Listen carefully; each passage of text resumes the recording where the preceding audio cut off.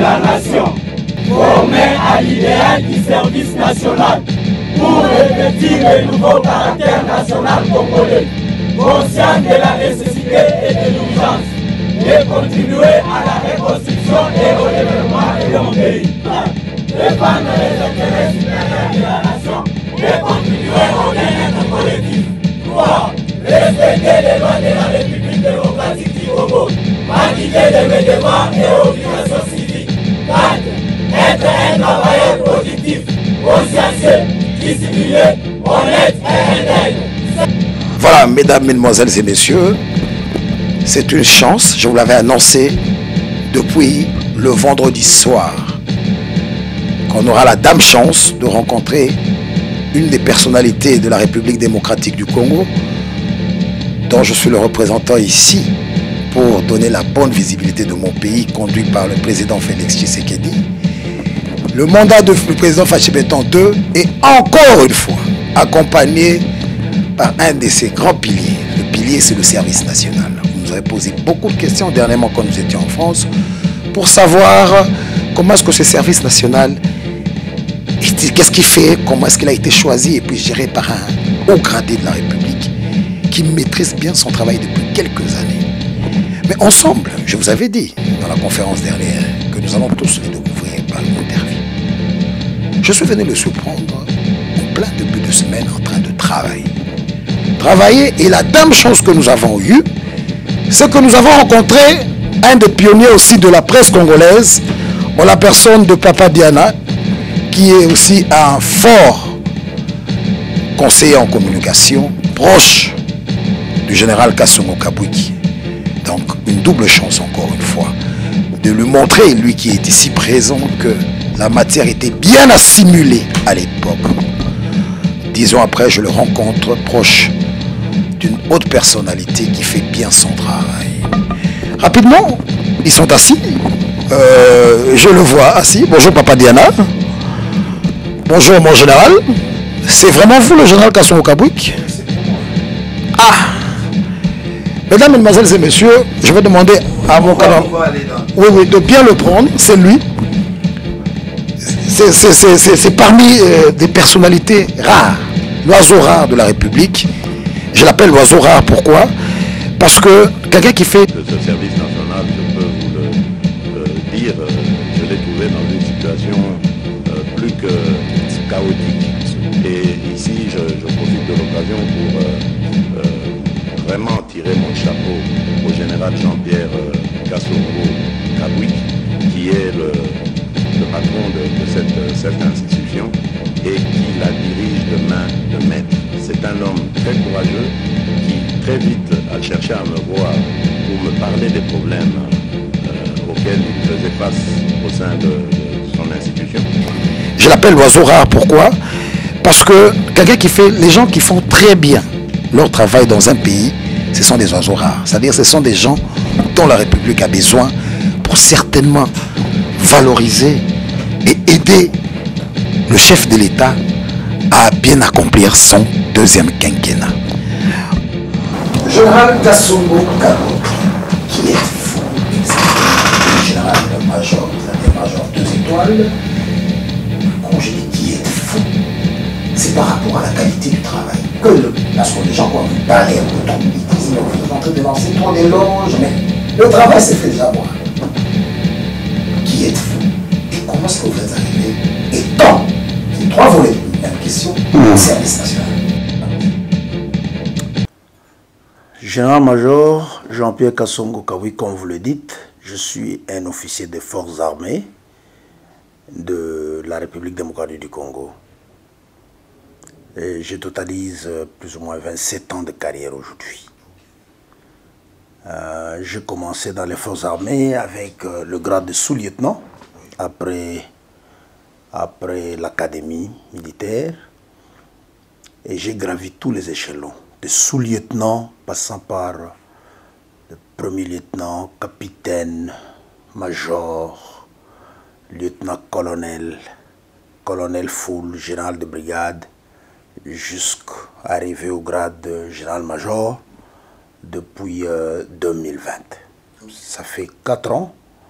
que je suis général-major de forces armées. Je suis actuellement le commandant du service national, où j'ai été nommé en juillet 2018 et reconduit en 2020 par le président Félix-Antoine Tshisekedi. Le général Kassongo Kabouik, je ne sais pas s'il est parmi nous, pour dire combien je vous admire, mon général, et combien, au nom de la République, je vous remercie. Jusqu'aujourd'hui, donc ça fait pratiquement 6 ans que je suis à la tête du service national. Mon général, je vais d'étape en étape dans cette émission. Pourquoi? Parce que c'est une phrase. Ce sont des mots que j'ai entendus il y a plusieurs années. Vous avez vu le descriptif du général. Dessous les coups, il a gravi les échelles. Ceux qui doutent encore de nos officiers supérieurs, sachez aujourd'hui que nous l'avons encore. Sinon, si on n'avait plus, mais avec Fachibeton, c'est maintenant la qualité du travail. Mon général, c'est quoi le service national? Devant l'opinion mondiale, expliquez-le un peu. En quelques mots, Oui. le service national, c'est une structure, un organe paramilitaire. Comprenez? Paramilitaire, créé depuis 1997 par l'ancien président Laurent Désiré Kabila et qui a comme mission de canaliser toutes les énergies de la jeunesse afin de contribuer à la reconstruction et au développement du pays. En bref, c'est ça le service national. Donc, lorsque le feu président arrive au pouvoir, il trouve que la jeunesse est là, le pays a beaucoup de problèmes, il voulait maintenant canaliser toutes ces énergies de la jeunesse afin de reconstruire et de développer le pays. Il y a le terme paramilitaire. Donc on a voulu organiser les jeunes civils en une structure plus ou moins militaire, en leur inculquant, en leur donnant une formation militaire, mais ils s'occupent aussi des actions ou des aspects civils. C'est comme ça qu'ils deviennent paramilitaires, avec l'esprit militaire, avec la discipline militaire. Donc il fallait discipliner notre jeunesse pour la mettre au travail afin de contribuer à la reconstruction et au développement de la nation. Tout justement, mon général, on sent en vous la maîtrise de la chose. Mais vous dites que c'est un travail paramilitaire. C'est-à-dire que ces jeunes gens-là, que vous ramassez presque perdus, à qui vous donnez une deuxième chance, ils ont le pouvoir de se décider après de continuer avec la formation militaire ou de faire les travaux qu'ils font aujourd'hui, menuiserie, ainsi de suite. Est-ce que c'est ainsi? Ici, nous devrions peut-être vous préciser une chose. Que le service national n'est pas destiné à encadrer que les jeunes délinquants. Il n'y a pas que les jeunes délinquants qui ont vocation d'aller au service national, comme c'est le cas actuellement. Ça, c'est un problème circonstanciel pour un temps, parce qu'on avait un problème précis qu'il fallait résoudre. Mais le service national a vocation de s'occuper de tous les jeunes de la République. Et lorsqu'on le prend, ils viennent au service national, ils ont la formation militaire, ils ont l'encadrement civique et patriotique, ils apprennent les métiers. On est soit de rentrer dans la vie civile, soit si ce sont des jeunes étudiants qui viennent de terminer les études qui viennent de terminer les humanités, ils peuvent aller continuer les études universitaires. Si ce sont les universitaires qui sont venus pour un temps, ils sont venus, ils apprennent, ils repartent encore à l'université. Cette catégorie de gens viennent aussi là-bas? Attendez, je vais y arriver.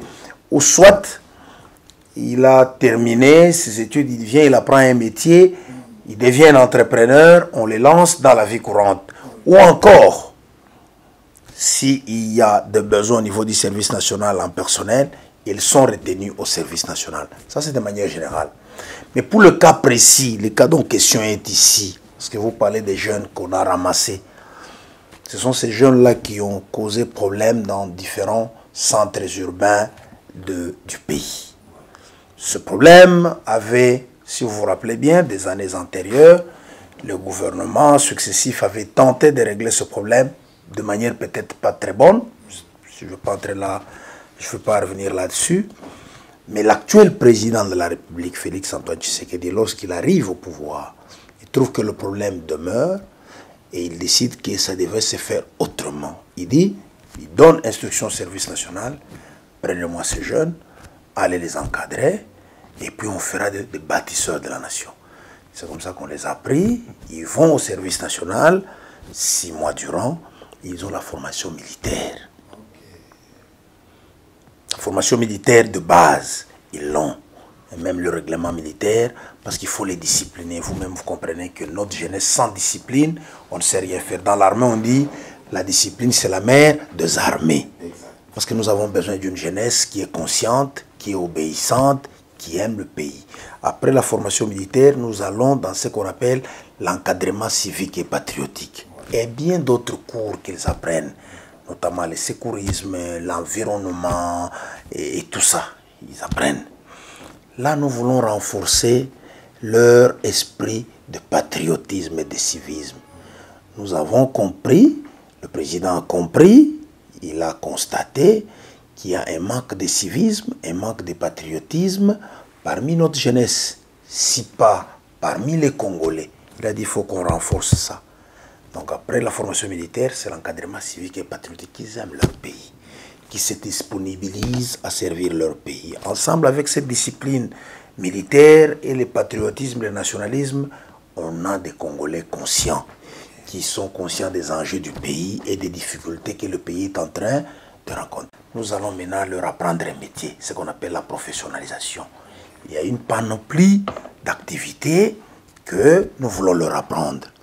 Il y a par exemple ceux qui choisissent la filière d'être des ouvriers agricoles.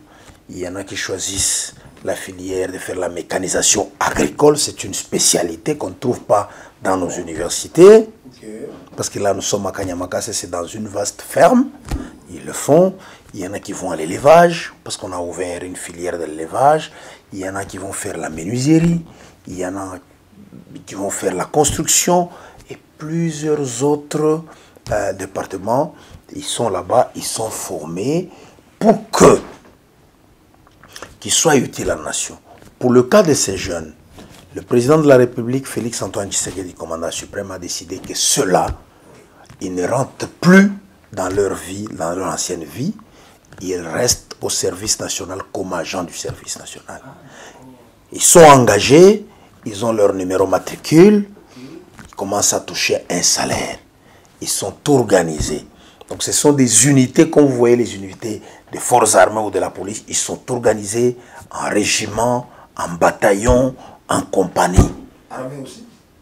Non, mais je vous dis, ce sont des paramilitaires. Okay. C'est le mode d'organisation qu'il y a aussi au service national. Ils marchent, ils ont leur commandement. Comme ça, nous avons des bataillons de reconstruction. Nous avons des compagnies de menuiserie, nous avons des compagnies de construction qui sont là-dedans, qui obéissent aux ordres et qui sont déployées dans différents sites à travers le pays pour s'adonner aux travaux de reconstruction du pays.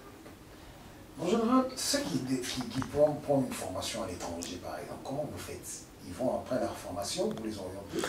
Il y a eu une catégorie, parce que le président de la République, vous savez, il parle toujours de la revanche du sol sur le sous-sol, c'est-à-dire il met l'accent sur l'agriculture.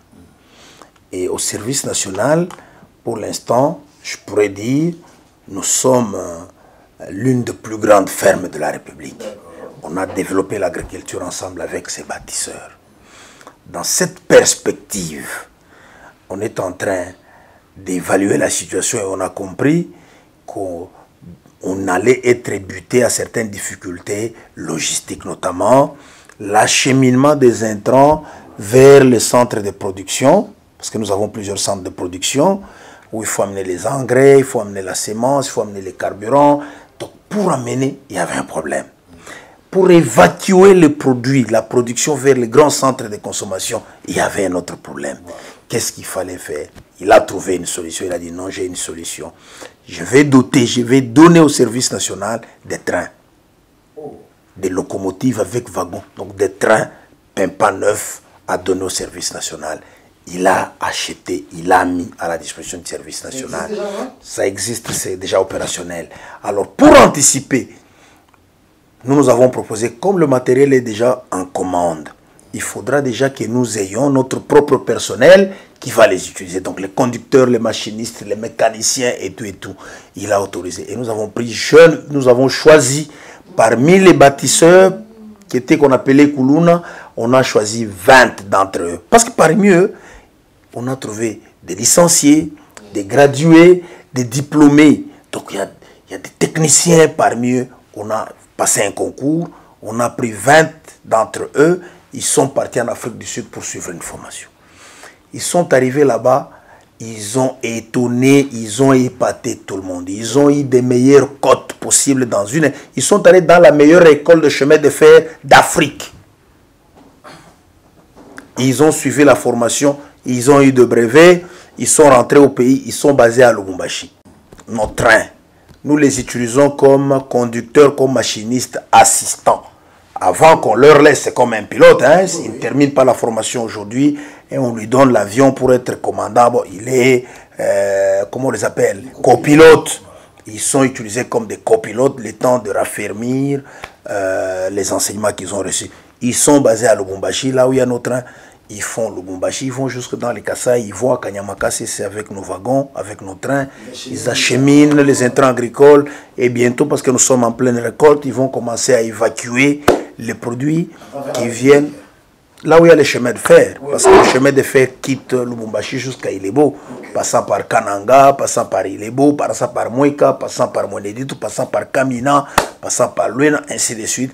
Ils sont en train d'opérer. Ceux-là qui étaient des Koulouna, mais qui ont suivi cette formation, ils ont une spécialité.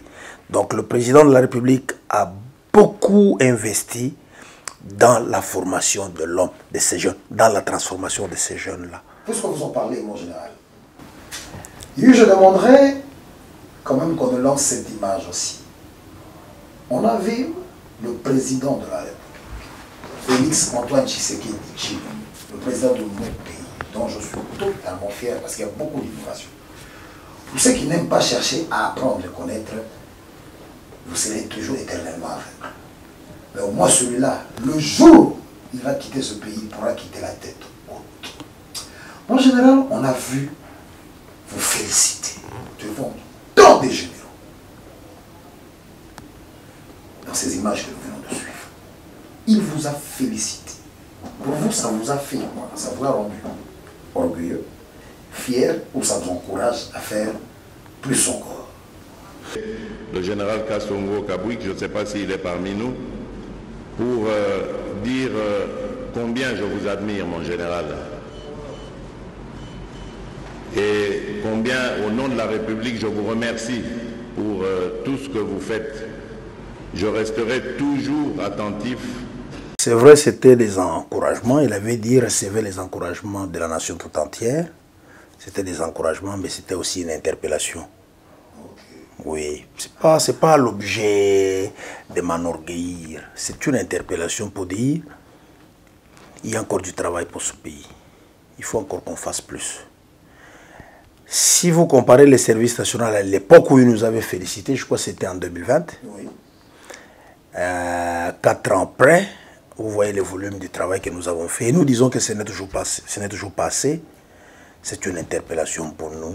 C'est une grande responsabilité que nous avons. Vous imaginez le président qui vous a félicité. Et demain qu'on apprenne que tu as fait de bêtises. Tu vois un peu? Donc, Yoki est Sony. Tu vois un peu les conséquences. Il a fait honte, hein, vous connaissez ça, parce qu'on va toujours faire entrer dans toute langue. Oui. C'est important pour montrer qu'on est vraiment au courant. Oui. Et vous lui faites honte. Voilà. Tu vois un peu ce que ça peut faire. Donc, c'est une interpellation. Et en toute responsabilité, je m'engage à servir ma nation au service national avec abnégation. Ça se voit que vous aimez ce que vous faites. Beaucoup. J'aime beaucoup.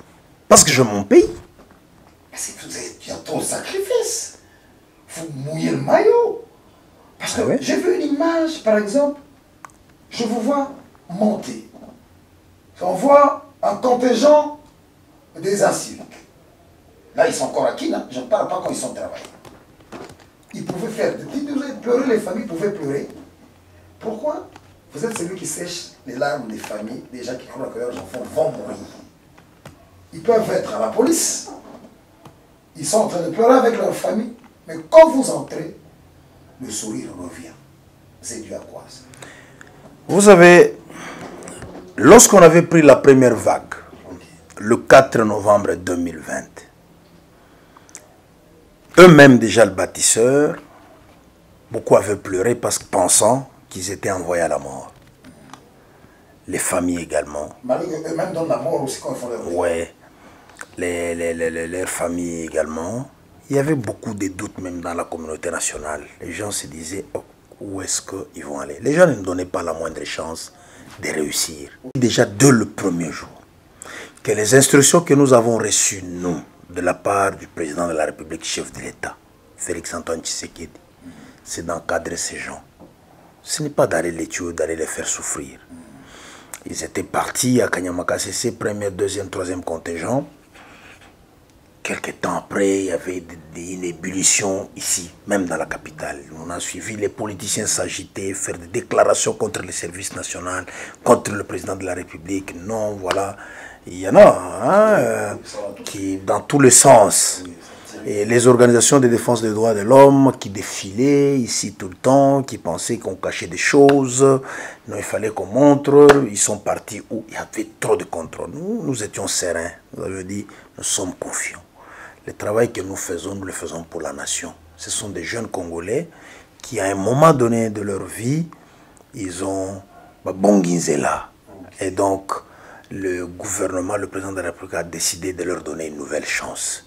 Ils sont là en train d'être encadrés. 3-4 mois après, nous sommes descendus avec la presse. Les premières images sont apparues à la télévision. Mais les gens étaient toujours dubitatifs. Ils doutaient toujours. Ah, est-ce que c'est vrai ces images? Vous voyez un peu? Les gens continuaient à douter. C'est vrai, je comprenais. Moi, je comprenais au regard d'un passé récent où on avait vu quelques-uns qui ont eu des problèmes, tués et tout et tout. Ils ne nous faisaient pas confiance. Surtout voir un général à la tête d'une organisation comme ça et qui dit non, je vais encadrer vos enfants. Il disait c'est là. Ouais. Donc pour eux, ils n'étaient pas rassurés. Ils n'étaient pas rassurés. Ils pensaient que non, il y avait quelque chose qui s'est tramé, qui clochait, qui s'est tramé contre ces enfants.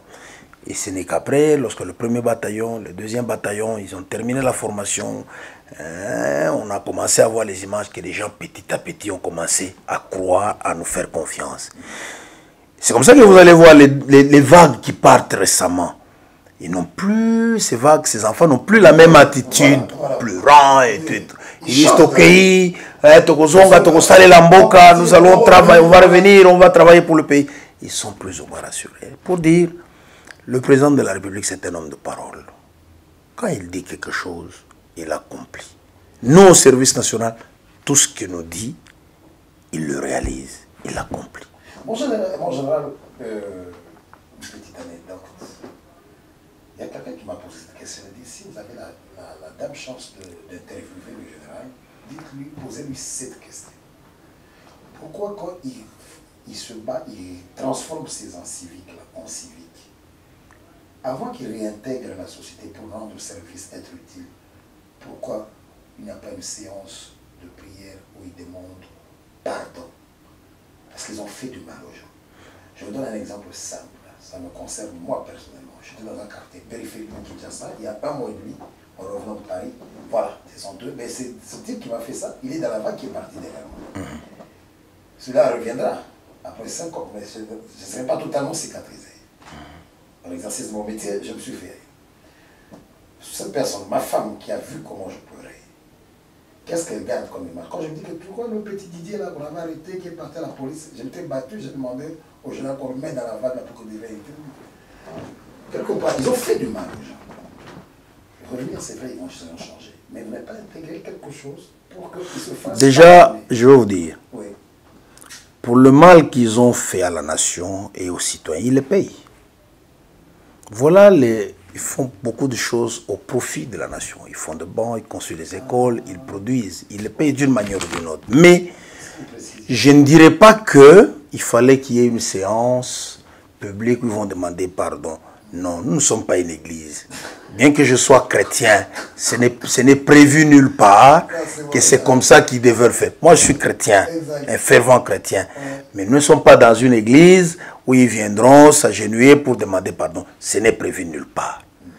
Les bâtisseurs, lorsqu'ils arrivent à Kanyama-Kasese, pendant qu'ils sont en train de recevoir leur encadrement civique et patriotique, on leur fait voir le méfait qu'ils ont causé à la nation. Ils le regrettent.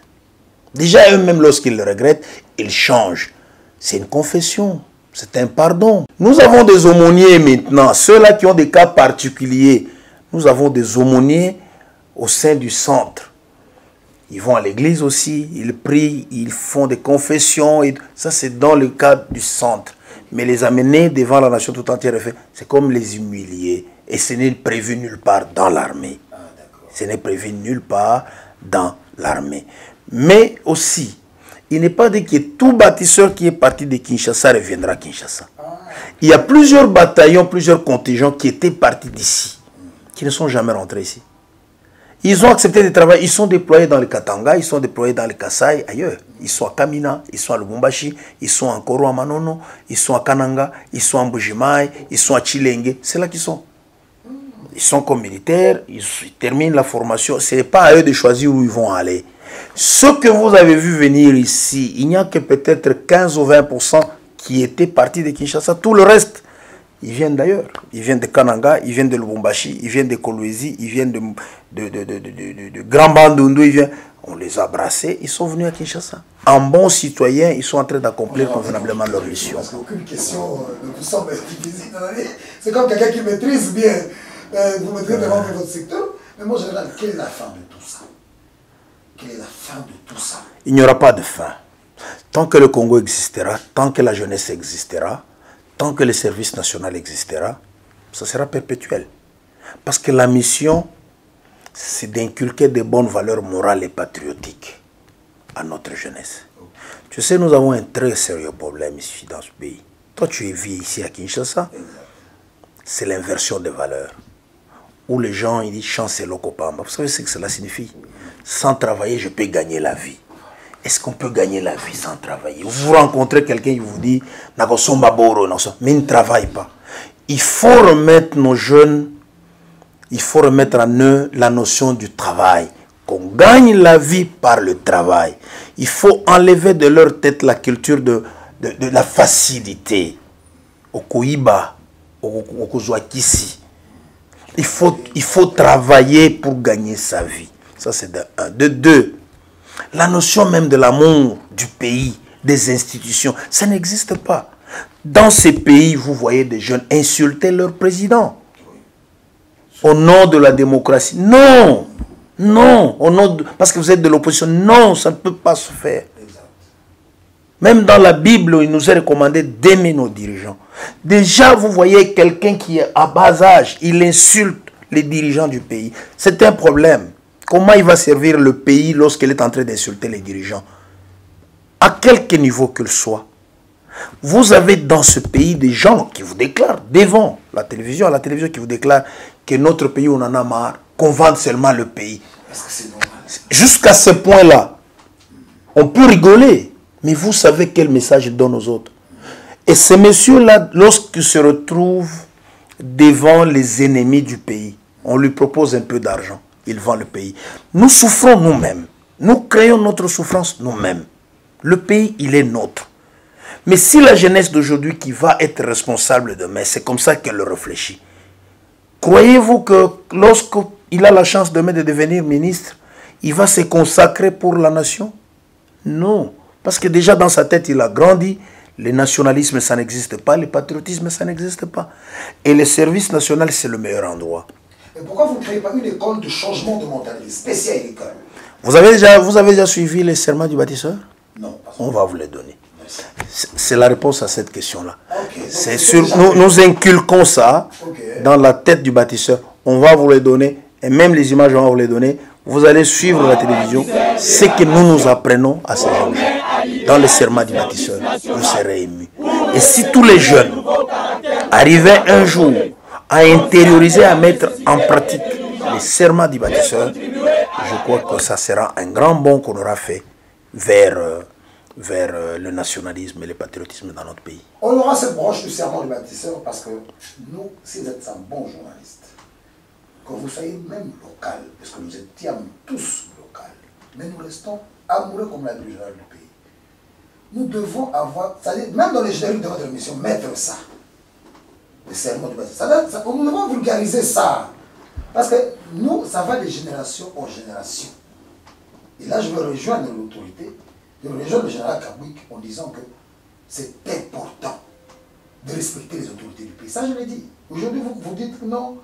Quand quelqu'un réussit, il y a des ancêtres qui nous ont eu à Simbikis. Pourquoi non. La culture de moindre effort. C'est parce qu'on a voulu travailler ce sacrifice. C'est se sacrifier. Vous venez voir le général ici, vous venez échanger par exemple, le général, non, mais tu as fait quel travail? Maintenant, quelqu'un qui calcule que j'ai à travailler, au sein de l'autre côté, tu veux qu'on te fasse ce qu'on appelle le coupage. Non, ici tu travailles. Pour paraphraser un jeune musicien qui chante au Télémikaka Nako, salut le côté, je peux m'appeler ça. Il a chanté. On va terminer une belle missive. Merci, parce qu'on ne va pas terminer cette émission, on va terminer avec l'autorité. Je veux revenir à demander à un grand journaliste pourquoi il a pris la vision du général Kabouik. Nous, on va dire oui, on est en train de vivre ça. Mais les papas Diana ont vécu ce pays avant. Avant, aujourd'hui, ils travaillaient dans la presse toujours fortement avant que le général Kabouik soit au service national. Il doit me dire pourquoi il est venu. Qu'est-ce qu'il a trouvé de bon lui? Parce que là, c'est lui-même qui parle. Mais papa Diana va me dire, comme il est dans le fait de métier. Mon général, la dernière question. Quelles sont les difficultés que vous rencontrez dans ce travail? Les difficultés, comme dans toute œuvre humaine, ne manquent pas. L'incompréhension parfois des familles, l'incompréhension des collaborateurs ou même de bâtisseurs que vous prenez qui ne comprennent pas est très important pour eux-mêmes, pour l'État ainsi que pour toute la nation entière. Les difficultés d'ordre organisationnel, vous savez, le service national, il est resté pendant très longtemps, il était pratiquement mort. Il faut le recréer, il faut le réorganiser, il faut le restructurer. Ce sont des difficultés parfois qui ne nous permettent pas de bien avancer, mais nous avançons. Chaque année qui vient, je crois, on fait un pas de géant, on fait un pas de géant. Oh là, il faut les visiter, ils ont des lits. Tu sais, lorsqu'ils arrivent à Kanyamaka CC, ils dormaient dans des tentes. C'était difficile. On a dit, oui, on doit faire avec vous. Personne ne va préparer pour vous, on va faire avec vous. Et plus tard, ils ont construit des bâtiments matériaux durables. Okay. Ceux qui étaient à la menuiserie, ils ont fabriqué des lits, des matelas. Je vais vous donner les images, vous allez voir leur première dotation. Chaque fois qu'ils arrivent, on leur donne des matelas, des couvertures, assiettes, gobelets, brosses à dents, dentifrice, savon, glycérine, gilette, tenue de sport. Les choses sont tellement bien organisées. Le président de la République, il tient lui-même et il vérifie pour s'assurer que ça se passe comme cela. Parce qu'il nous dit, vous voulez qu'ils soient des bons citoyens. Il faut créer les conditions qu'ils soient des bons citoyens. Lorsque vous ne lui donnez pas à manger, il meurt de faim. Mais vous voulez qu'ils changent demain, qu'ils soient un bon citoyen?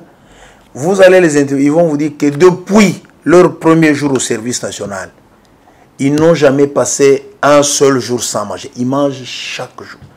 C'est l'État qui le prend en charge. Ils sont habillés, ils sont nourris, ils sont logés, ils sont soignés par l'État congolais. Voilà. En général, on dit que c'était déjà fini, mais cette question est finie. Vous gardez ça, ce secret-là. Les autres pays ont besoin de vous. Ils vous suivent sur Africa News.